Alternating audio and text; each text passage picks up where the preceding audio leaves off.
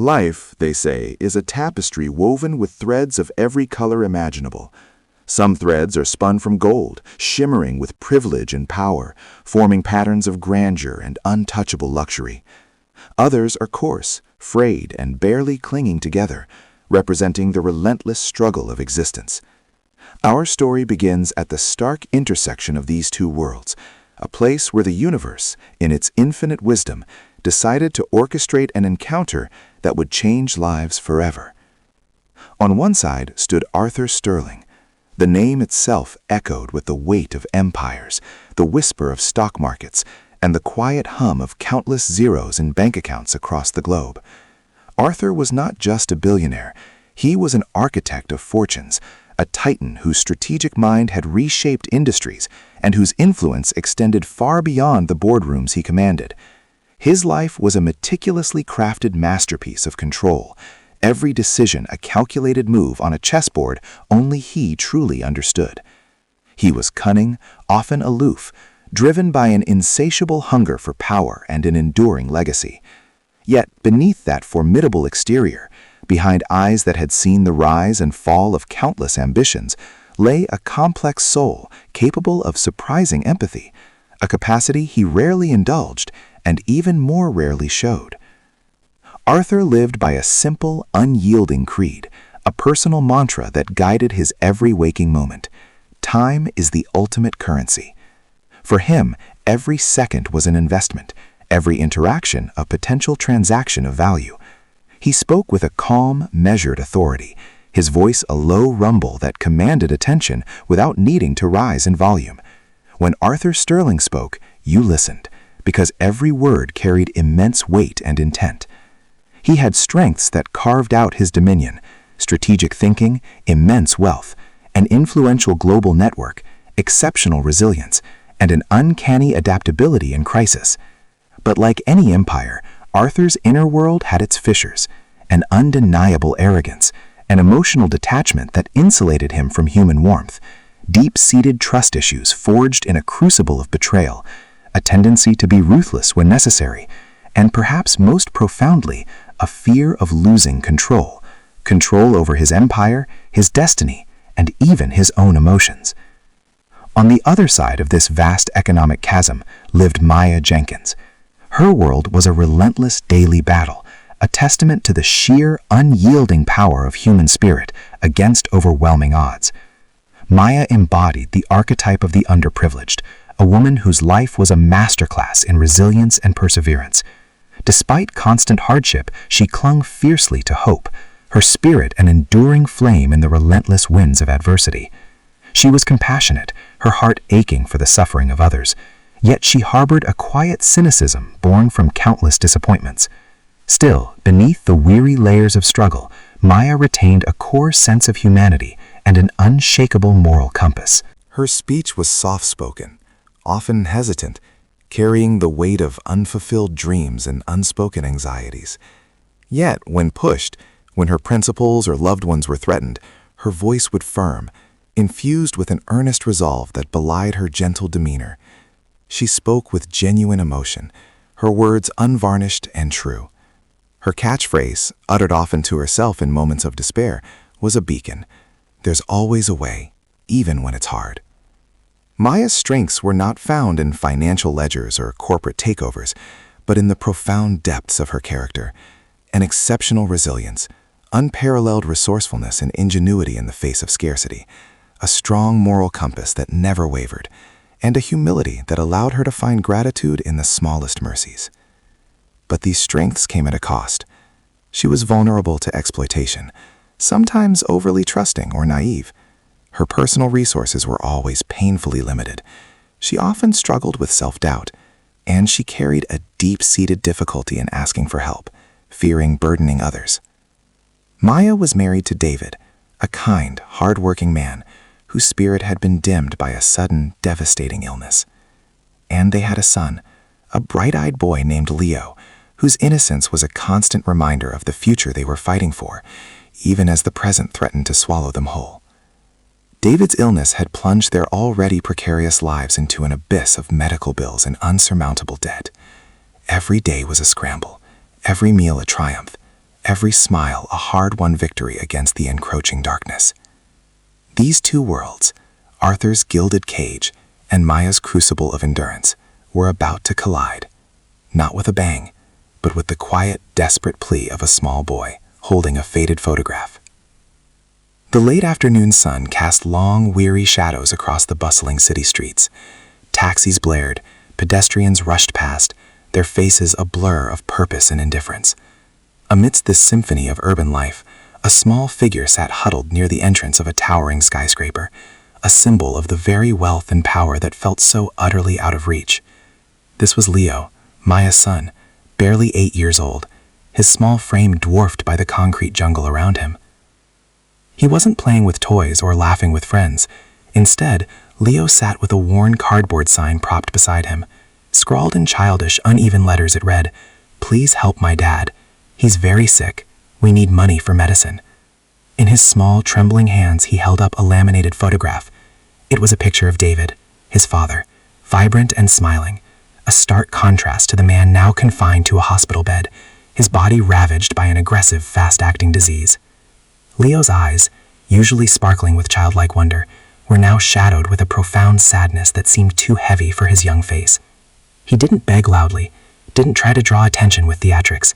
He simply sat, a silent testament to desperation, holding his father's image aloft, a fragile prayer in a concrete world.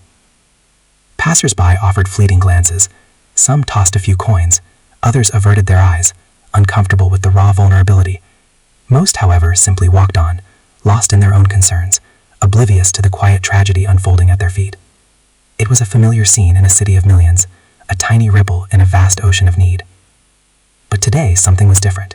A sleek, obsidian-colored limousine, so dark it seemed to absorb the very light around it, glided to a silent halt just yards from where Leo sat.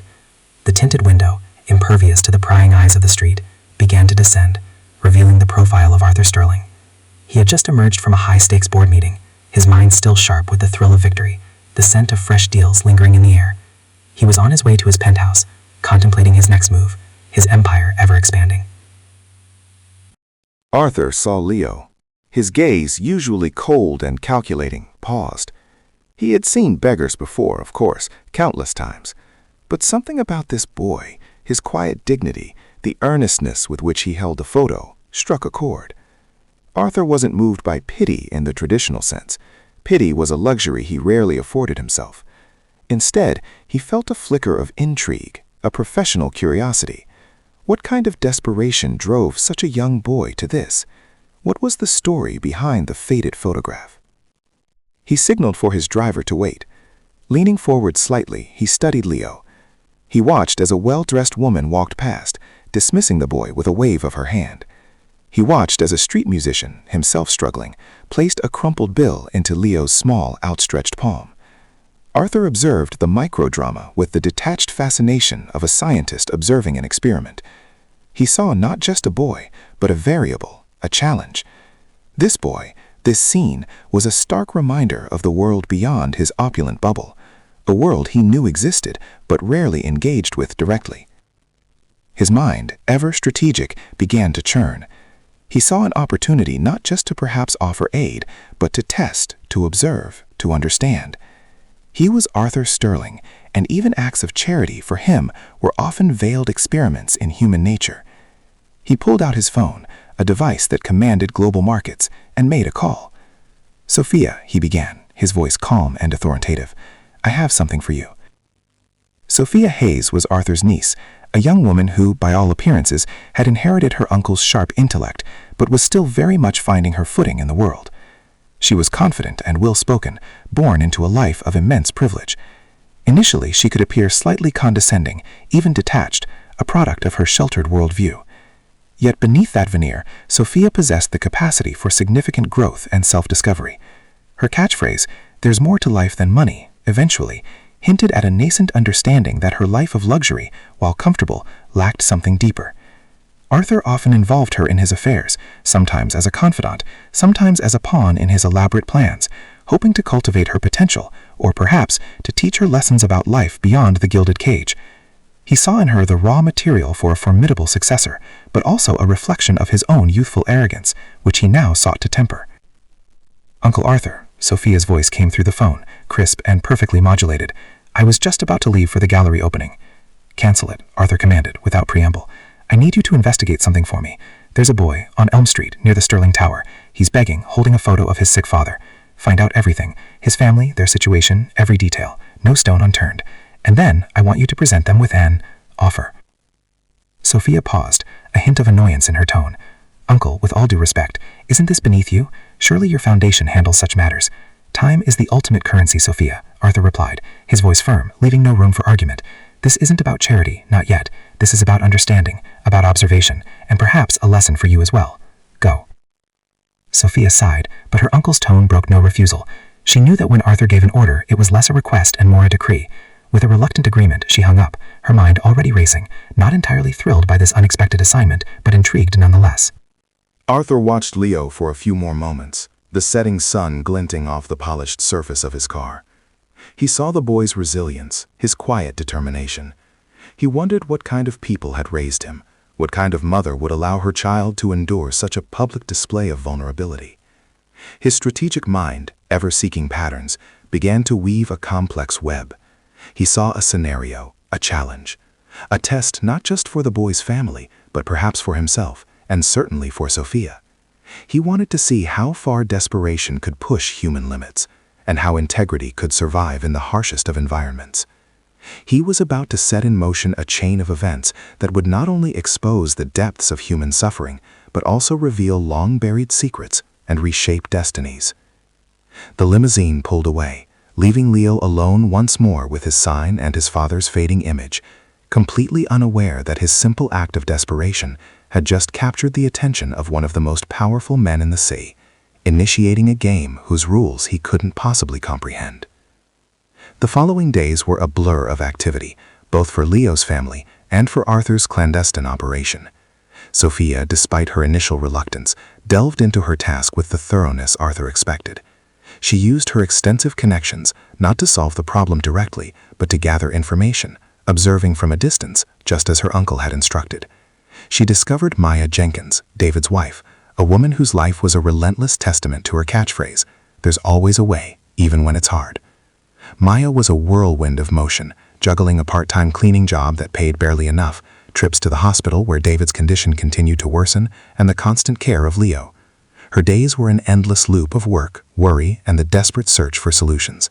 She had tried everything: government aid, charities, even selling off what few meager possessions they had left. But David's rare blood disorder required specialized treatment, an experimental therapy that promised hope but came with an astronomical price tag. Sophia reported back to Arthur, detailing Maya's fierce devotion, her unyielding efforts, and the bleakness of their financial situation. She mentioned Leo's quiet, persistent begging, which Maya only allowed when every other avenue seemed closed, a painful decision born of utter desperation. Arthur listened, his expression unreadable. "She's resourceful," Sophia concluded, a hint of admiration creeping into her voice, surprising even herself. "She's tried everything, but they're at a dead end, Uncle." "Excellent," Arthur mused. "Now we present her with a challenge." Arthur devised a complex scenario. He arranged for a fictional medical research grant, specifically tailored for rare blood disorders, to be announced. This wasn't outright charity, it was a competition. The grant would require an applicant to manage a small, failing community outreach program in a notoriously difficult part of the city for a period of 3 months. The program was intentionally designed to be chaotic, underfunded, and riddled with internal conflicts, a true test of leadership, resourcefulness, and resilience. The compensation was minimal, barely covering living expenses, but the promise of the substantial grant at the end, if successful, was the bait. Maya, through a series of anonymous tips and online postings, learned about the Sterling Medical Research Grant. It seemed almost too good to be true, a glimmer of light in their deepening darkness. The application process was rigorous, demanding a detailed proposal for revitalizing the struggling community program. Maya, despite her limited formal education, poured her heart and soul into it. She drew upon her lived experiences, her intimate understanding of community needs, and her innate compassion. She proposed practical solutions, focusing on tangible improvements: a food bank, a small educational tutoring service for children, and a local support network for struggling families. She wrote with an earnestness that shone through every word, painting a picture not of grand visions, but of genuine care and pragmatic hope. Arthur, having arranged for Maya's application to be randomly selected, watched her from a distance. He tasked Sophia with overseeing the program, acting as an impartial liaison, observing Maya's every move. Sophia was to ensure the program remained challenging, yet without actively sabotaging Maya. Her job was merely to report on her progress, or lack thereof. Maya entered the dilapidated community center, its walls peeling, its furniture broken, its few volunteers demoralized. It was even worse than she had imagined. The local residents were wary, distrustful of outsiders, especially those promising help that often never materialized. The previous manager had left amidst accusations of embezzlement, leaving behind a trail of broken trust and empty promises. "Welcome, Miss Jenkins," Sophia said, her voice cool and professional, meeting Maya for the first time. "I'm Sophia Hayes, representing the Sterling Foundation. Your task, as you know, is to revitalize this endeavor."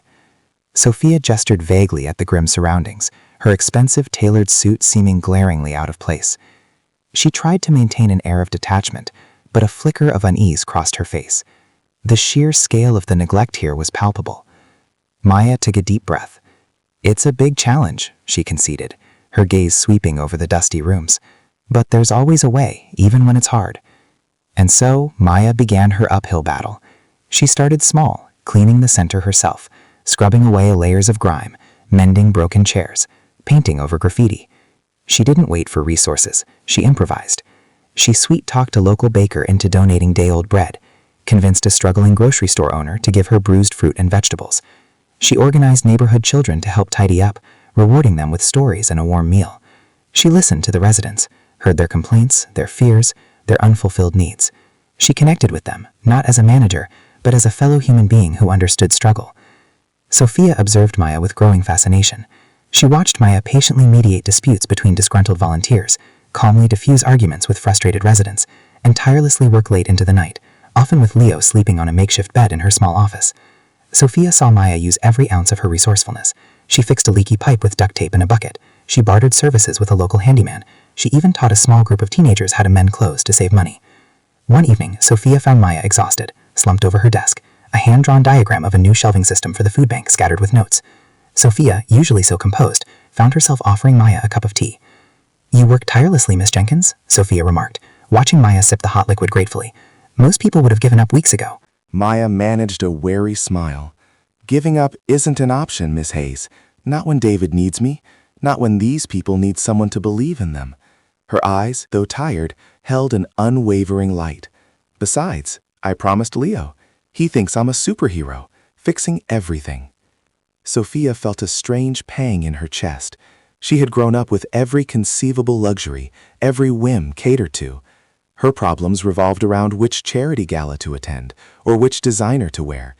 Maya's problems were about life and death, about survival. It was a stark, humbling contrast. Sophia started to see Maya not as a subject of a test, but as a person, a woman of extraordinary strength. Her initial condescension began to chip away, replaced by a grudging respect, and then, slowly, a burgeoning empathy. She even found herself subtly helping Maya, offering advice on streamlining inventory or suggesting contacts for cheaper supplies, all while maintaining her facade of impartiality. She started to understand that "there's more to life than money" was not just a platitude, but a profound truth, and Maya was living proof. Meanwhile, Arthur watched the reports Sophia submitted, sometimes reviewing surveillance footage from discreet cameras he had installed in the community center. He saw Maya's dedication, her unwavering moral compass. He saw her humility, her gratitude for the smallest victories. He saw her struggles, her moments of doubt, her profound empathy. He recognized in her a rare kind of strength, a resilience born not of ambition, but of love and necessity. He also noted Sophia's subtle changes, her reports shifting from clinical observations to more nuanced, even admiring accounts of Maya's efforts. His plan was unfolding, testing both subjects in unexpected ways. One day, Arthur decided to visit the community center himself, discreetly, of course. He donned a simple trench coat and a baseball cap, adopting the guise of an ordinary benefactor. He wanted to see Maya's work firsthand, not through Sophia's filtered reports, but with his own eyes. He walked through the bustling center, which under Maya's guidance had transformed. The walls were freshly painted, children laughed in a makeshift play area, and a line of people patiently waited for food at the organized pantry. It was a beacon of hope in a struggling neighborhood. He saw Maya, her hair slightly disheveled, her face streaked with a smudge of paint, laughing with an elderly woman as she helped her pick out fresh vegetables. He saw the genuine smiles on the faces of the community members, their trust in Maya palpable. This wasn't just a program, it was a living, breathing testament to human connection. Arthur felt a stir within him, an unfamiliar sensation. It wasn't pity, nor was it the intellectual satisfaction of a successful experiment. It was something closer to admiration, perhaps even a touch of warmth. His eyes then fell upon Leo. The boy was helping stack canned goods, his small brow furrowed in concentration. He still carried the weight of his father's illness, but here, surrounded by the positive energy Maya had cultivated, he seemed to find moments of reprieve, moments of simple childhood joy. Arthur watched him, remembering the small figure begging on the street, and a faint, almost imperceptible tremor ran through him. He found himself walking closer, drawn by an inexplicable force. The 3 months were drawing to a close. Maya had achieved the impossible. The community program was thriving, a testament to her vision and tireless work. The grant money, promising David's treatment, was within reach. But the final hurdle remained, a presentation to the Sterling Foundation Board, a facade for Arthur himself. This was Arthur's ultimate test, the moment of truth. He wanted to see how Maya would articulate her success, how she would advocate for her community, and, perhaps most importantly, how she would ask for what she desperately needed for David. He wanted to observe her under the most intense pressure, to see if her integrity would waver, if her compassion would falter. He was prepared for any outcome, or so he thought. He had meticulously planned every detail, every variable accounted for, every contingency considered. But the universe, as it often does, had a surprise in store. A variable Arthur, for all his strategic brilliance, had utterly failed to anticipate. The day of the final presentation arrived, heavy with anticipation. Maya stood before a formidable panel in a lavish boardroom, a stark contrast to the humble community center she had nurtured. Arthur Sterling sat at the head of the polished mahogany table, flanked by Sophia and 2 other senior executives, all actors in Arthur's elaborate charade. He maintained his usual calm, measured demeanor, his eyes piercing, scrutinizing Maya's every move. Sophia, however, seemed visibly nervous, a silent advocate for Maya, hoping her uncle would see what she had seen. Maya, dressed in her best, yet still modest clothes, felt a surge of apprehension. This was it. Everything hinged on this moment. David's life, Leo's future, the hopes of the entire community she now served. She took a deep breath, clutching a worn folder filled with her meticulously prepared presentation. "Good morning," she began, her voice soft but steady. "My name is Maya Jenkins, and I am here today to speak about the Elm Street Community Outreach Program." For the next 45 minutes, Maya spoke with a passion and eloquence that belied her background. She didn't just recite facts and figures, she painted a vivid picture of transformation. She spoke of the struggling family she had helped, the children now attending after-school tutoring, the elderly finding companionship in meals, the renewed sense of hope pulsing through the neighborhood.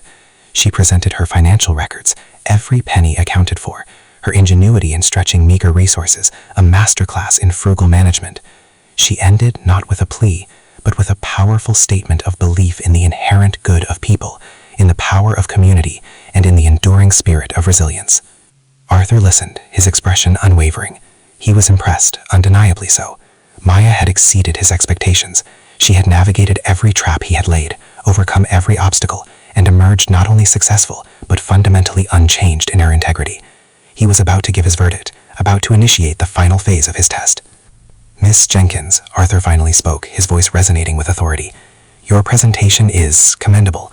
You have achieved remarkable success under challenging circumstances. We will inform you of our decision regarding the grant within the week." A wave of relief washed over Maya, quickly followed by a pang of anxiety. "Thank you, Mr. Sterling," she said, her voice trembling slightly. "But there's one more thing." Arthur raised an eyebrow, a hint of impatience in his gaze. "Yes, Miss Jenkins?" Maya hesitated, her eyes darting between Arthur and Sophia. This was the hardest part. She reached into her pocket and pulled out the laminated photograph of David, the very one Leo had carried. My husband, David, she began, her voice thick with emotion. His condition, it's worsening rapidly. The experimental treatment, the one this grant is for, it's his only hope. We've exhausted every other option. This isn't just about the program, Mr. Sterling. It's about a life. She held up the photograph, her hand shaking slightly. He's a good man. He deserves a chance. Arthur glanced at the photograph, a flicker of irritation crossing his face. He had seen the picture before, briefly, when Leo held it on the street. He didn't like emotional appeals. They muddied the waters of his calculated world. He took the photo from Maya's hand, intending to give it a perfunctory glance before dismissing the emotional plea and moving on. As his eyes fell upon the image, however, something happened. The carefully constructed mask of the formidable billionaire began to crack. His breath caught in his throat. The photo, though faded and worn, was unmistakably clear. The face staring back at him was young, vibrant, full of life, a hopeful glint in the eyes. It was a face he hadn't seen in over 20 years, a face he had believed was long dead. Arthur froze. Every muscle in his body stiffened. His calm, measured posture dissolved into a rigid stillness. The air in the opulent boardroom seemed to thicken, the silence deafening. Sophia, watching her uncle intently, saw the color drain from his face, saw his hand, usually so steady, tremble as he gripped the photograph. His eyes, usually sharp and discerning, widened in disbelief, then narrowed in a desperate attempt to reconcile the past with the present. "Impossible," Arthur whispered, the word barely audible, a raw, ragged sound that was utterly unlike his usual authoritative tone. He stared at the image of the smiling man, then looked up at Maya, his gaze no longer distant or analytical, but filled with a profound, terrifying recognition. "David," he choked out, his voice hoarse, his question directed more at himself than at Maya. "David, is that you?" Maya looked confused, then wary. "Yes," she said slowly. "That's my husband, David Jenkins. Do you know him?" Arthur didn't answer. He stared at the photograph, then at Maya, then back at the photograph again. The memories, buried deep beneath decades of ambition and steel-hard resolve, surged forth with a brutal force. David, his partner, his best friend, the brilliant mind who had helped him lay the very foundations of Sterling Enterprises 25 years ago. They had been inseparable, two young men with a shared dream, burning with ambition, full of plans to conquer the world. But then there had been a terrible argument, a bitter disagreement over a critical business decision.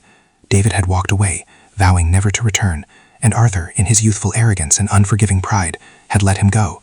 A few months later, Arthur had heard a vague report, an accident, a remote area, no body found, only fragments of identification.